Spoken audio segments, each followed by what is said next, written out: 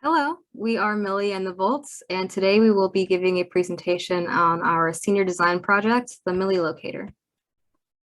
First things first, we want to introduce our team. Our team is made up of 4 online students here at ASU, and we can all be seen here in the figure on the right during one of our weekly team meetings.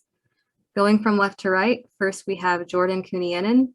Jordan is an electrician with degrees and experience in management. Jordan has been using his skills to conduct component tests and analyze circuit schematics for our project. Next up is me. My name is Kayla Richardson.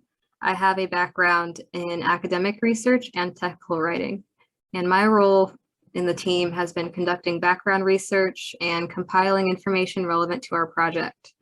On the bottom row, we have Joel Gutierrez. Joel currently works for a utility company and has been analyzing the load of our system so that we can better understand our power demands. Lastly is Jennifer Harvell.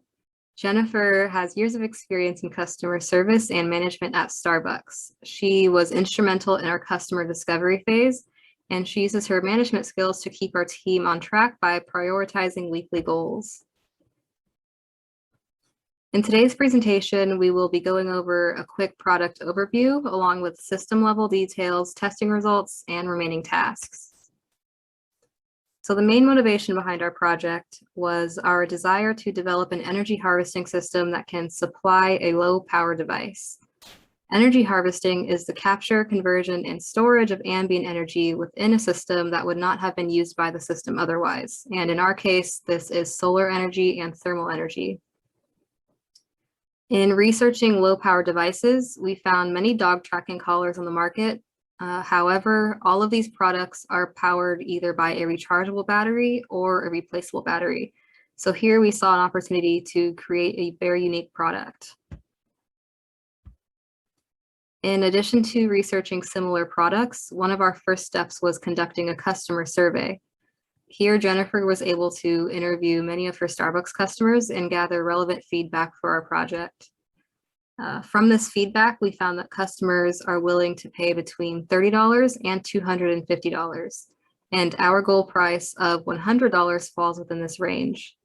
Next, we found that 54% of customers are willing to pay a monthly fee for the tracking service, which is necessary since we will be using some cellular service to send and receive GPS information. Customers also suggested some additional features, including light reflectors for night safety and making the device water resistant so that the animal can wear the collar during all outdoor activities. Getting into system level design, the schematic shown here was developed after the team conducted initial research on energy harvesting systems. And based on the desired operation of our device, this schematic provides a good representation of the required internal operation. So from the figure, we can see that the system begins with the energy harvesting devices. And for our collar, this includes a flexible solar panel and thermal electric generator.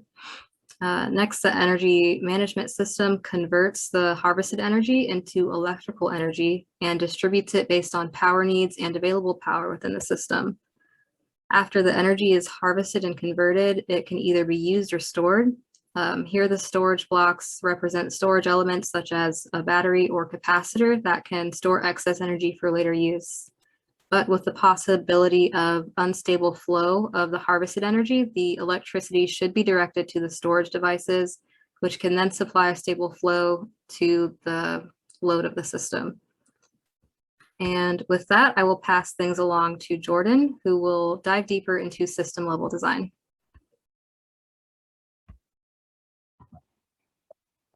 Thank you, Kayla. The first component of the energy management system to discuss is the energy extraction board, which will have an energy harvesting chip and be able to have harvesting inputs, a storage battery connection, and load outputs. And this board automatically manages power flow, switching between the harvesting devices and the storage devices depending on whether the harvesting devices are currently generating power. And this diagram shows the inputs, the outputs, and the harvesting board specifications allow for a variable voltage input with the ability to set a fixed voltage output 3.3 volts being generally what would be used. And the available load current is certainly much higher with an input voltage from the harvesters versus from the storage battery, 300 milliamps versus 90 milliamps. First harvesting device to discuss is the solar panel. We will utilize a flexible solar panel, and the testing has shown that flexing it in a semicircle to simulate being on a collar, it certainly has a detrimental effect on the current load and the power generated compared to the specifications. Of course, when it's flexed, it certainly affects what can be seen by the sun, or what can catch the rays of the sun, excuse me. And the position 1 simulates the dog facing the sun, position 2, the dog facing perpendicular to the sun, and it's seen that position 2 certainly generates a higher load current and therefore higher milliwatt, and then indoor generates very, very little.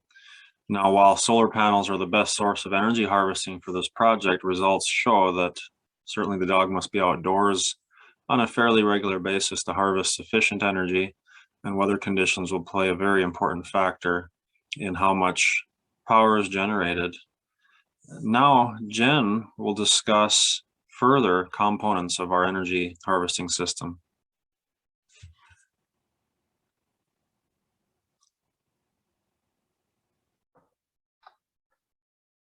Thanks, Jordan. So the device used for thermoelectric power generation is called the thermoelectric generator, or TEG. The ideal environment for energy harvesting through TEGs is one in where a temperature difference exists, and it's this thermal energy that can be converted into electrical energy. The greater the temperature difference, the greater the energy harvested. TEGs use the Seebeck effect, which is a direct conversion of heat energy to a voltage potential. The migration of thermally excited electrons of the hot end towards the cold end creates the voltage difference. Multiple TEGs do exist. Figure 1 is a single layer double-sided ceramic TEG module, most found online and used by Milli and the Volts. A heat sink is attached to the outer side to connect the system to the ambient air temperature. Figures 2 and 3 are flexible TEG devices. They're not commercially available, but they look neat. We've made attempts to acquire these modules, but with no luck yet.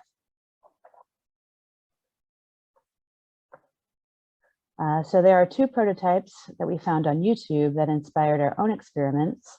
The study of TEGs, particularly flexible TEGs, is still in its infancy as the criteria for measuring flexible TE characteristics are underdeveloped.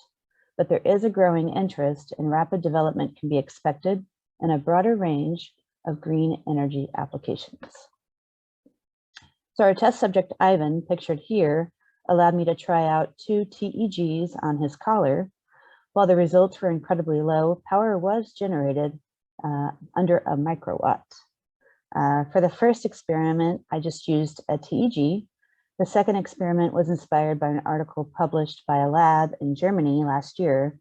They tested goats and sheep and recorded 54 microwatts. So basically, when harvesting through thick animal fur, a thermal heat connector, or THC, aids in thermal conductivity.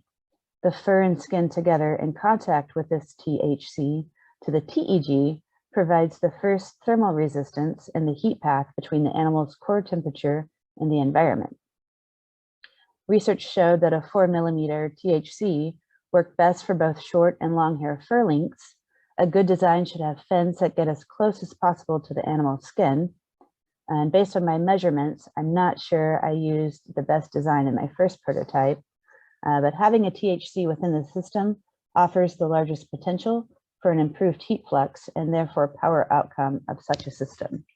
So with more research and development of a THC, I'm hopeful we can gain more. Regarding storage, with this energy harvested, we will need to store it. Our team compared lithium-ion batteries with supercapacitors to great detail. We've chosen a battery simply because we are more familiar with them, their cost, and the discharge factor. A coin battery like the one pictured is what we're leaning towards. It's common for wearable electronics and is small in size. So next up, Joel will tell us more about the end application of the Milli project. Thanks.